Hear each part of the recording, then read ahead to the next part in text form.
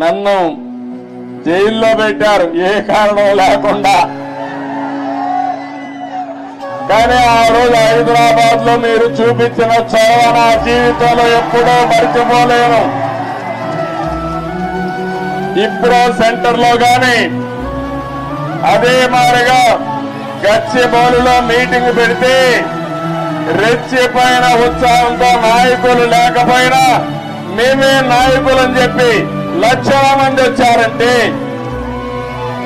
అది నా జీవితంలో ఎప్పుడూ జైల్లో ఉండి చూసి నేను చేసిన పనికి నేను చేసిన అభివృద్ధి గుర్తుపెట్టుకుని నాకు సంఘీభావాన్ని తెలియజేశారంటే ఆ రోజే నేను అనుకున్నా నా జన్మ చరితార్థకమని.